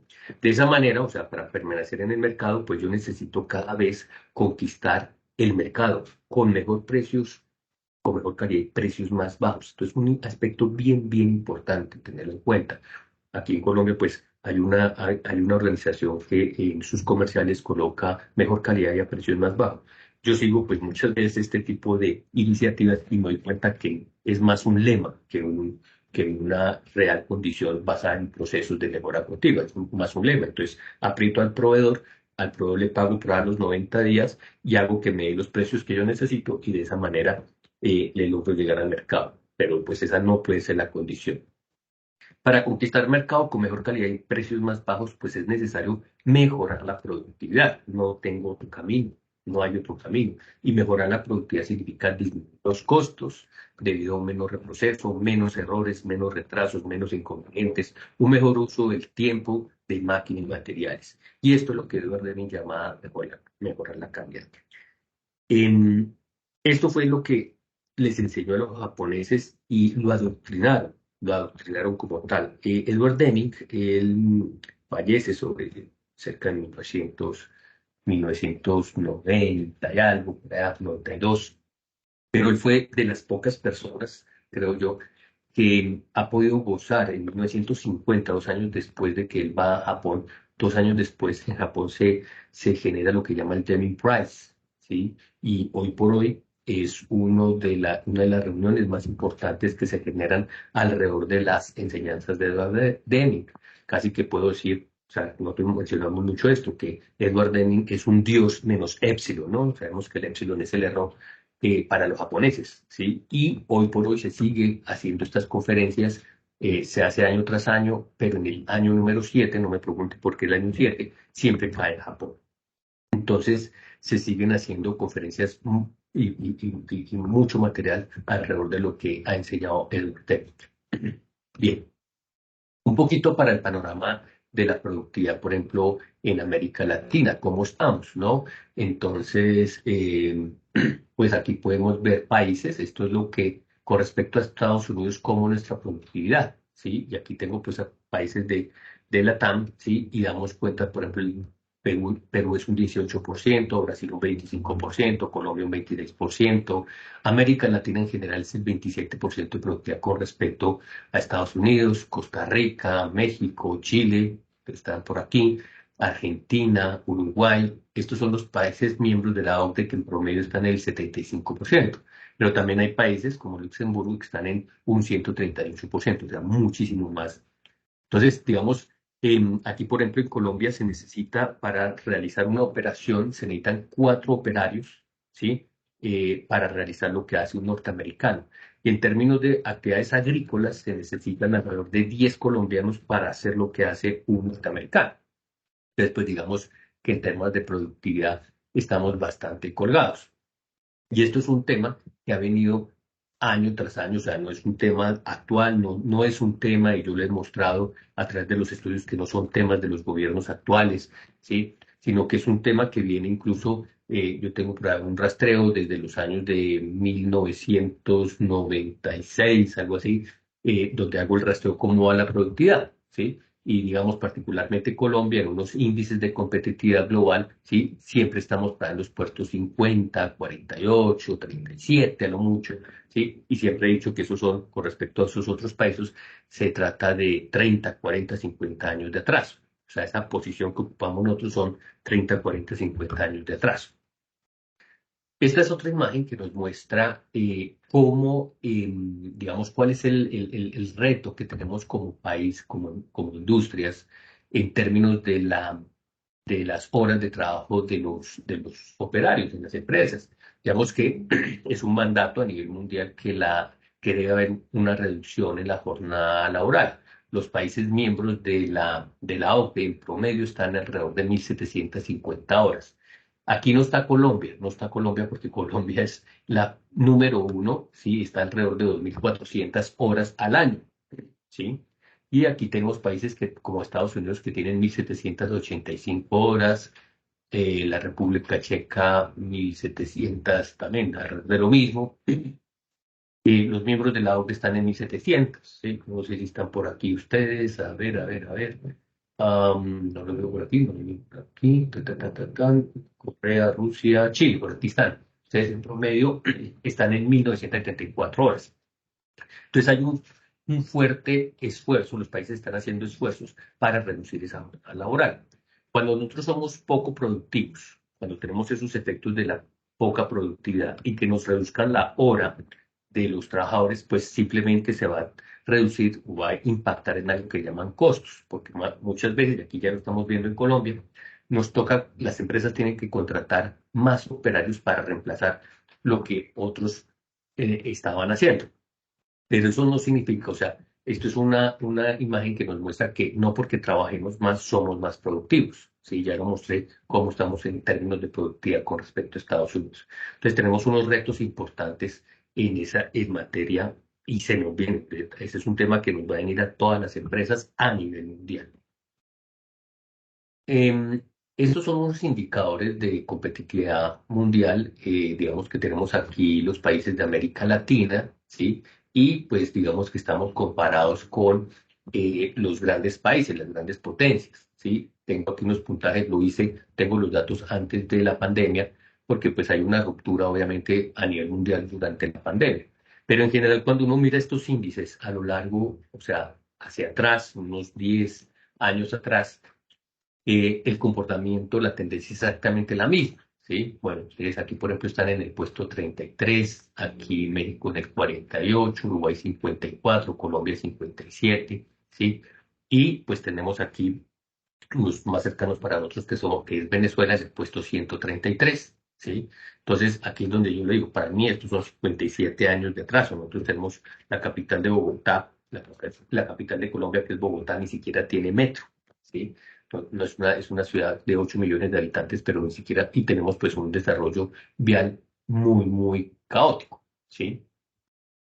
Pero si nosotros nos vamos a los países aquí, en las primeras posiciones, también cuando hacemos un análisis hacia atrás, nos damos cuenta que estos países sí tienen el mismo comportamiento, o sea, siempre están en las mismas posiciones, en los mismos puntos. Parece que estuvieran condenados como que a estar siempre allá. Y nosotros, los de este ladito, como que también condenados a estar en esas posiciones. Lo cierto es que estos índices se miden en función de la productividad y de la competitividad de las empresas. Y de ahí pues la importancia o el papel que tienen los profesionales, ustedes los profesionales que van a ir próximamente pues a estar en las empresas. Bien, aquí traigo a colación pues digamos del año 2021 que yo trabajo muy cercano al sector automotriz, aunque también trabajo con muchas empresas, muchos sectores, pero principalmente el sector automotriz, pues por la aproximación que tuve, como les decía, en mi proyecto de investigación. Y traigo aquí este mensaje. A Mercedes le hacen falta caballos de fuerza ya que Toyota se adelanta y se convierte en la marca de automóviles más valiosa del mundo. Digamos que hoy en día, si bien estos principios que les mostré los enseñó Edward Deming en 1948, hoy por hoy Toyota sigue siendo muy representativa y sigue siendo una de las empresas más representativas, ¿sí?, a nivel global.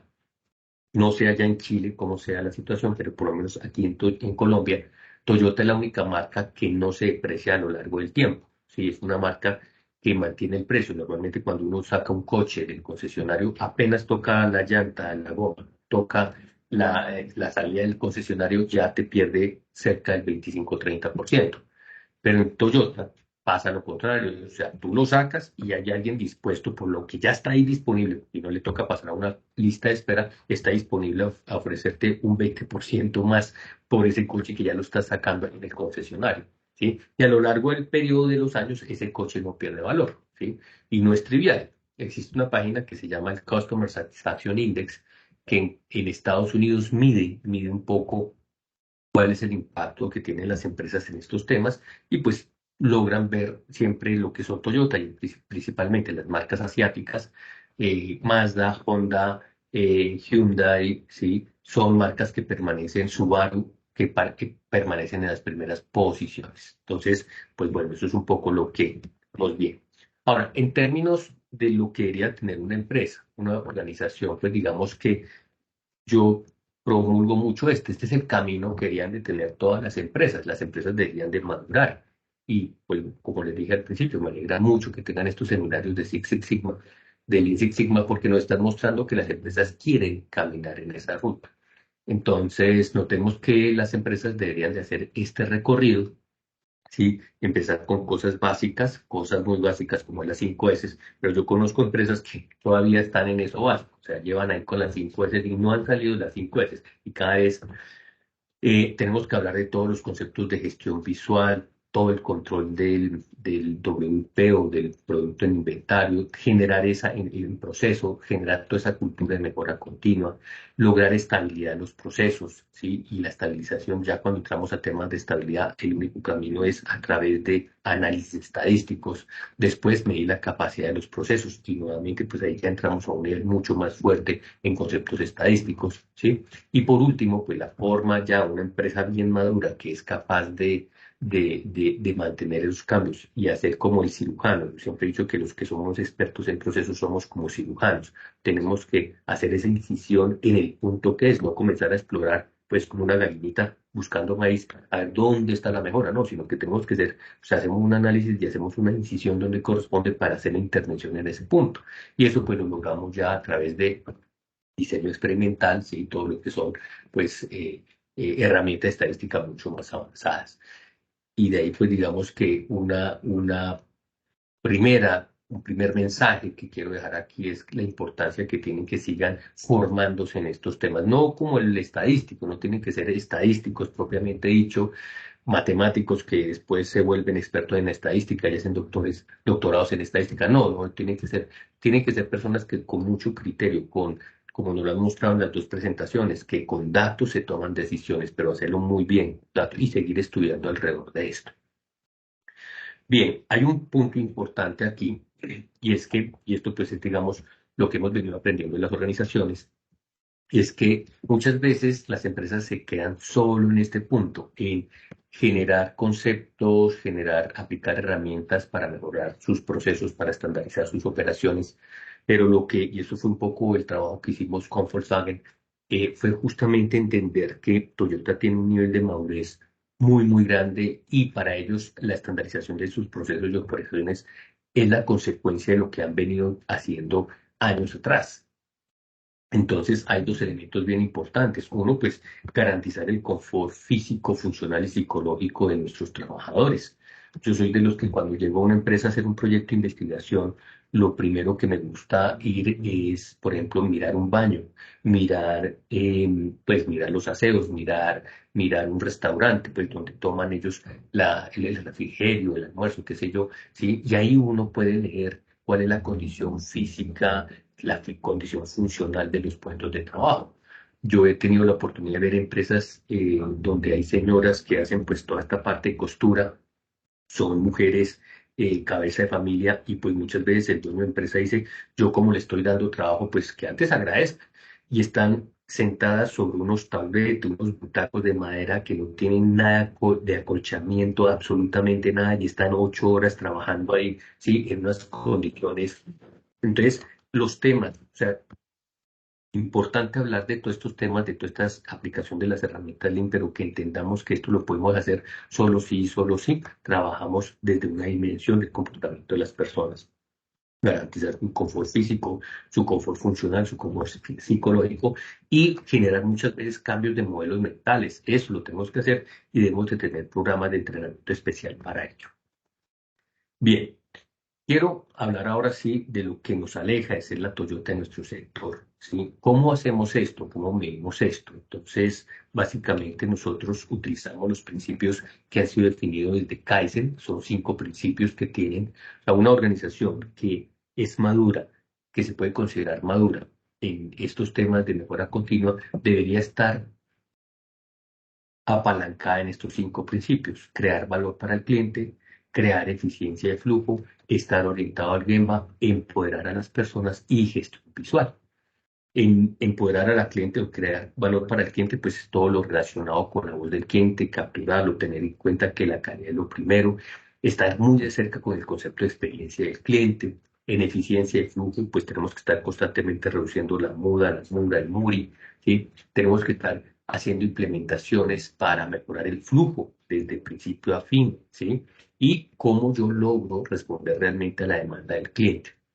En Gemba, pues sabemos que el Gemba es el lugar donde se agrega valor y yo tengo que estar allá permanentemente verificando que se esté agregando valor en todo momento. Ayer justamente estábamos en una empresa de aviación, yo llevo unos estudiantes a hacer unos eventos Kaizen, una empresa de aviación, de mantenimiento de aviación, y en un análisis de medición quedaron aterrados de ver la cantidad de mudas que tienen ahí solo en una operación de mantenimiento. Una operación de mantenimiento que se podría estar tardando 15 minutos, pues lleva más de 1 hora, 2 horas en esa operación. El tema de ir al Gemba, ir a identificar, como lo decía Taichi Ono, ir a mirar qué es lo que está pasando en el Gemba, estandarizar procesos, o sea, que los procesos siempre se desarrollen de la misma manera, independientemente si es una empresa que tiene alta mano de obra o baja mano de obra. Empoderar a las personas, ¿sí? Es desarrollar equipos de alto desempeño, establecer objetivos alineados con la estrategia de la compañía y no generar ese sentido de culpa cuando se identifica un problema. Y ya en lo que es la gestión visual, pues cómo detecto rápidamente lo que es el valor agregado versus mudas, cómo yo voy a mejorar los procesos valido esas mejoras que estoy haciendo, ¿sí? Y cómo puedo mejorar la colaboración permanentemente. Bien, en este estudio nosotros hicimos un análisis de 4 empresas grandes, 4 empresas aquí, pues son empresas que llevan más de 20, 30, hasta 60 años en el mercado, son empresas que tienen un importante número de empleados y pues tenemos empresas aquí dedicadas, por ejemplo, al procesamiento de alimentos, tenemos empresas pues que se generan también al procesamiento de cereales, productos alimenticios, es decir, comenzamos a identificar como esas grandes compañías, ¿no? A ver qué es lo que tienen y pues cómo están en términos de estos principios. Nosotros utilizamos un modelo de evaluación, que es un modelo de evaluación de Besant, es un modelo de madurez que utilizamos en hora continua, y pues aplicamos estos conceptos, o sea, hacemos unas encuestas, unas entrevistas, unas visitas a cada una de las empresas, que nos muestran una serie de documentos, y a partir de eso nosotros podemos evaluar cuál es el grado de madurez en estas empresas. Bien, estas son las empresas grandes. Entonces, este pequeño radar o gráfico de temperatura, podríamos ver cómo están las 4 compañías, ¿sí? En términos de sus principios. Entonces, cuanto más azulito estemos, significará que estamos más fríos en ese principio, ¿sí? Y pues lo ideal sería tener principios aquí bien calientes. Lo interesante aquí mostrar es que pues hay una variación importante pues en términos de colores, ¿no? Aquí estoy muy cualitativo, pues, pero no es uniforme. Estamos hablando de empresas sólidas, ¿sí? Yo no esperaría que estas empresas sólidas pues todas estuvieran entre estos 2 colores, o sea, estuvieran en este rango de temperatura, o sea, uno diría que empresas muy sólidas, muy bien desarrolladas, pero vemos que sobre todo en temas relacionados con, por ejemplo, lo que es la gestión, o sea, lo que es que exista el flujo, la unidad de flujo, pues las empresas, en general las 4 empresas, están bastante quedadas, ¿sí? Unas más que otras. Y esto es bien importante porque siempre que vamos a visitar las empresas, comenzamos a identificar que tienen inventarios en los puestos de trabajo, que hay mucho inventario en materia prima, hay mucho inventario en producto terminado. En la parte de ser científico y transparente también nos llama la atención. Si vemos aquí, por ejemplo, este punto estaría por acá, empresas que uno diría ya en de ser empresas bastante maduras con temas de Six Sigma y no lo son, realmente no solo lo son empresas bastante quedadas, trabajan muchos datos, no estoy diciendo que muchos datos, no, que no tengan sistemas de información, pero muchas veces hacemos el efecto retrovisor, tenemos información que nos habla de lo que pasó, pero no tenemos el pulso del proceso para estar tomando decisiones en tiempo real. Digamos que un aspecto también que algunas compañías tienen bastante frío es el empoderamiento de las personas. Permanece la cultura de culpar, de responsabilizar. Normalmente en estas empresas se miden los desempeños individuales más que favorecer el trabajo en equipo.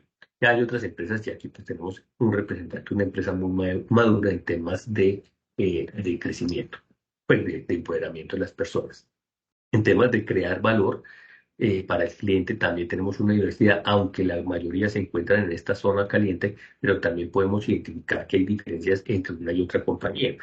Veíamos casos de empresas que sí, tenemos la información del cliente, sabemos qué es lo que el cliente, pero que una vez que tengamos esa información recopilada por alguna encuesta, ya no nos interesa más el cliente y tratamos de satisfacer su necesidad, de pronto leemos sus quejas, pero pues no hay un contacto permanente con ese cliente. Estar orientado al Gemba fue otro que nos llamó la atención, a pesar de que los escritos de Taichi Ono, de Shigeo Shingo, los de Masaki Mai, promueven que un directivo debe estar en el Gemba, ¿sí? Hoy por hoy con la cultura digital, menos van al Gemba, o sea, más están allá dedicados en sus computadores, toman decisiones basadas en los informes que les llegan, ¿sí? Y pues esa información que les está llegando es tarde. Entonces, pues da la impresión que todavía permanecen ahí.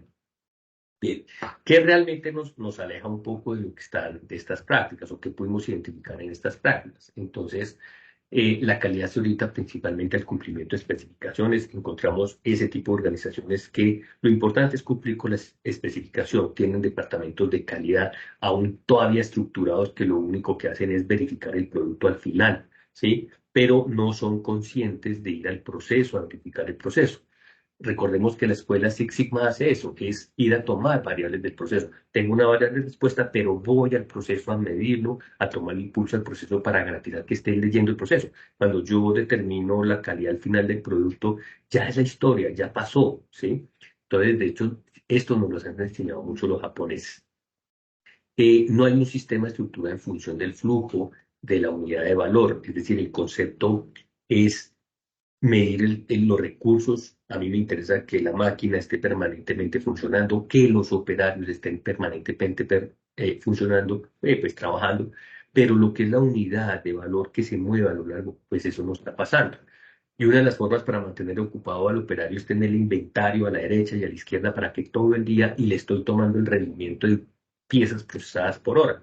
Edward Deming decía en su libro de salida de la crisis que uno de los puntos de éxito que propone Deming es que hay que dejar de depender de esas cuotas, de ponerle cuotas a los operarios, ¿sí?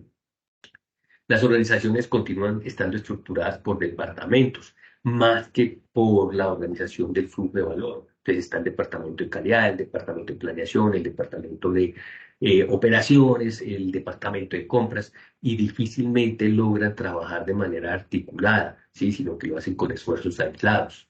La planeación de la producción se basa en pronósticos, se sigue utilizando. Yo sé que esto en las escuelas de ingeniería industrial es un aspecto importante y hay modelos y hay una escuela muy tradicional para desarrollar herramientas que hacen predicción de esa demanda del cliente. Pero Toyota nos ha enseñado que hay que tratar de leer realmente qué es lo que quiere el cliente para producir eso que el cliente necesita. Tenemos una gestión de los procesos que no se basa en la función de eliminar desperdicios. A lo largo de estos años yo he logrado creo que sintetizar dos cosas en términos de, en términos de, en términos de, en términos de las enseñanzas que he visto en la empresa. La primera es que yo puedo simplemente generar un sistema de gestión basado en la eliminación de desperdicios. Y teniendo eso claro, generar un sistema de producción basado en la eliminación de desperdicios, con eso soy capaz de gestionar cualquier tipo de compañía. Y el segundo lema que he entendido y que lo estoy acotando es que las mudas no se crean ni se destruyen, se transforman. Pasa exactamente lo mismo que con la ley de la conservación de la energía. Las mudas no se crean ni se destruyen, se transforman. Entonces uno tiene que estar por eso constantemente apretando aquí las mudas, eliminándolas, ¿sí? Con datos, por supuesto, para poderlas gestionar. No hay una guía estructurada para las visitas al Gemba. Como les decía hace un momento, los gerentes es muy difícil que vayan al Gemba. Tiene que ser un problema verdaderamente importante para ir al Gemba, pero no hay una estructura que yo todos los días voy, todas las semanas voy. Estoy constantemente viendo, tengo tableros allá de control para ver qué es lo que está pasando. Ya se está viendo algunos, digamos, algunos movimientos del control de calidad que se mueve el producto al proceso, pero aún se mantiene, digamos, esa esa importancia en resolver los problemas a corto plazo. O sea, resuelvo sin que ese cliente se me queja, resuelvo el problema ahorita, pero tengo lo que llama el efecto cierre en las quejas. Aumentan, disminuyen, y aumentan, disminuyen, pero no tengo una curva asintótica tendiente a cero de las quejas.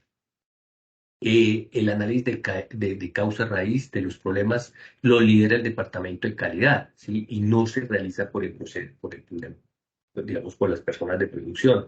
Nosotros veíamos en estas empresas que analizábamos, ¿sí? Que sí, pues hay tableros de causa-efecto, de 5 por qué, pero en el departamento de calidad, pero no están ahí, no se los enseñan a las personas para que ellos sean los que ven el problema, lo identifican y paren el sistema de producción y comiencen a tomar, digamos, alguna acción de mejora.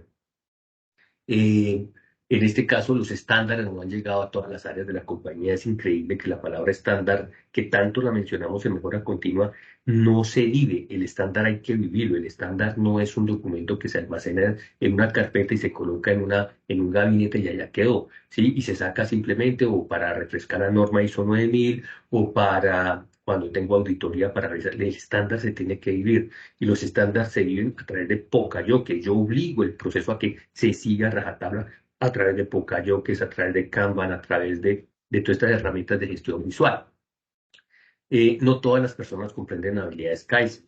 Normalmente nos encontramos con planos directivos, mandos medios que conocen algunos conceptos de Kaizen, pero cuando alguien va al lugar donde agrega valor, es muy difícil que ellos te hablen de un análisis espina pescado, muy difícil que te hablen de que tengan habilidades simplemente para resolver problemas. La mayoría de los indicadores que ellos trabajan son retrovisores, o sea, indicadores de espejo retrovisor. Mm, Son retrovisores, son indicadores que me muestran lo que ya pasó. Muchas de estas empresas todavía tenían en línea de producción histogramas funcionando ahí, cuando lo que les decíamos, mire, el histograma es de 1920, 1900, es una escuela, usted ya no debería tener histogramas acá. ¿Sí? Usted tiene que tener otro tipo de herramientas que le permiten es monitorear qué es lo que le está pasando al proceso. Y yo tampoco tengo que tener controlado el proceso 24 horas, 24/7. ¿Sí? Eso es como si yo fuera el médico en una urgencia, me conectan y después de salir de urgencias me dicen, le tengo una noticia buena y una noticia mala. La buena es que se salvó. La mala es que el resto de sus días sobre la Tierra va a tener que vivir conectado y lo vamos a estar monitoreando 24/7. Le digo yo al médico, pues a verme o morir preferiblemente. Y eso estamos haciendo en las industrias hoy en día, incluso con el concepto de industria 4.0. Conectamos el proceso, los mantenemos ahí conectados permanentemente, pero tenemos los mismos problemas de calidad. Los productos de ciclo PHVA se encuentran definidos, pero no se hacen parte del gerenciamiento de la rutina. En muchas empresas uno encontraba ahí los tableros PHVA, pero era más una cuestión de como decoración, se volvía paisajismo, pero realmente vivir ese ciclo que planifico, ejecuto, verifico. ¿Cuándo verifico? En el siguiente punto de medición. ¿Qué verifico? La acción de mejora que estoy implementando. Si no funciona, tomo acción correctiva. Y este ciclo lo tengo que cambiar con el ciclo SHVA. Y finalmente, pues identificamos que no se tienen espacios dentro de la gestión para estructurar y definir las lecciones aprendidas, estrategias de lecciones aprendidas, ¿sí? Cuando uno tiene una práctica buena o mala, la mejora continua, o sea, en el proceso uno tiene que recoger y recopilar esas acciones aprendidas. Entonces, digamos que estos fueron principalmente las barreras que encontramos que nos alejan un poco de esa empresa como Toyota. Bien, aquí finalizando ya un poco, quiero mostrarles rápidamente una experiencia de lo que es la industria japonesa, Toyota. Seguramente ustedes ya conocen que se está produciendo el Toyota Mirai. Voy a adelantarlo aquí porque hay una parte que no. El Toyota Mirai es un vehículo, es el primer vehículo de hidrógeno que se está produciendo a nivel mundial. Este coche se viene produciendo, ya llevan bastantes años los japoneses, y lo que nos están mostrando es que ellos están empezando nuevamente como de cero. Esta es la fábrica, este es donde se está haciendo el entrenamiento del Toyota Mirai, ya se está comercializando en Europa. Y ellos aquí, esto es un video más o menos de hace unos 6, 7 años, 8, donde ellos comenzaron a crear el proceso, ¿sí? Y están creando proceso a prueba de bobos. Ellos, a pesar de toda la experiencia que tienen en vehículos, nunca se atrevieron de una a meter el vehículo en el sistema de producción. Arrancaron de ceros. Aquí en este video ellos comienzan a tomar todos los tiempos, las mediciones, los datos, verifican punto a punto, ¿sí? Aquí están absolutamente todo ese aprendizaje, están aprendiendo qué tienen que hacer a nivel de motores. Van a ver ahorita cómo una persona de manera muy poderosa toma mediciones, ahí está, por ejemplo, tomando las mediciones, ¿sí? Él va y registra esa información, la pone en una hoja, ¿sí? Es simplemente para crear todos los estándares que después les va a permitir producir el coche, ¿sí? De manera, ellos lo que buscan es que el operario no tenga que pensar cuando está ejecutando su labor, sino todo hacerlo a una manera, pues digamos, muy sencilla, ¿sí? Entonces, este vehículo, pues digamos, es una revolución. Ellos en este momento están trabajando fuertemente en estandarizar sus procesos y les están cogiendo otra vez ventaja para las empresas. Como les dije, Toyota fue la primera empresa que sacó el Toyota Mirai, ¿sí? Este coche no lo habían sacado. Y pues ya les está cogiendo mucha ventaja a las empresas del sector automotriz que cuando ellas quieran entrar en el mercado del hidrógeno, pues nuevamente tratarán de improvisar, digo así, aunque sí sé que piensan en esos sistemas de producción con bastante tiempo, no es que se saquen de la noche a la mañana, pero no lo hacen como la escuela japonesa, que ellos simplemente adoptan la tecnología y de una vez dígame cómo tengo que hacerlo y lo hacemos a velocidad. Ellos enseñan, digamos, paso a paso cómo se va construyendo ese vehículo. Entonces, Toyota sigue enseñándonos cómo se lidian estos problemas, procesos del Lean Six Sigma y digamos que es lo que nos permite a nosotros avanzar en este proceso. Aquí miren la operaria, cómo verifica operación a operación, marca, ellos estudian los procesos. El concepto aquí es fuerte con los procesos, suave con las personas, ¿no? Fuerte con los procesos, suave con las personas. Bien, entonces pues es un poco, fíjense aquí una empresa de semejante talla, como lo decía Mercedes-Benz, que les hace falta caballos de fuerza para alcanzar al competidor más grande del sector automotriz, es porque ellos justamente tienen estos equipos, son equipos de mejora continua, ¿sí? Donde permanentemente están estudiando sus procesos, ¿sí? Y garantizando la calidad, bueno, a la primera. Bien, pues esto era lo que les quería comentar, pues tienen un reto importante pues, en sus iniciativas de empresas que tienen que desarrollar, pues es justamente ese camino de la mejora continua. No es fácil, hay que seguir, digamos, estudiando estos planteamientos de Six Sigma, hay que seguirlos estudiando, pero hay que llegar a generar esa revolución en las compañías. No nos podemos apartar de generar estos conceptos, de enseñarle a la gente, de trabajar con la gente. Entonces, pues bueno, les agradezco mucho este espacio.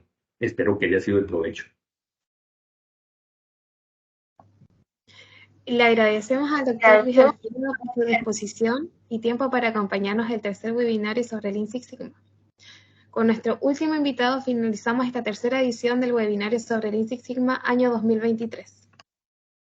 Agradecemos a los asistentes y a los invitados que hicieron esta instancia posible. Nos veremos en una próxima edición. Muchas gracias a todos, muchas gracias, doctor Luis Alfredo. Un placer tenerlo en el webinario. Y bueno, Muchas gracias, David. Muchas gracias por la invitación y ojalá podamos seguir aproximándonos a hacer un trabajo. Actualmente estamos desarrollando una cátedra con Argentina, con el ITMA, entonces un COI en estos temas, entonces que ojalá podamos tener la oportunidad de pronto interactuar. Mi correo está a disposición y si más adelante podemos hablar con todo el gusto. así será, doctor Luis Alfredo. Muchas gracias. Bueno, muchos éxitos. Una buena mañana. Igualmente.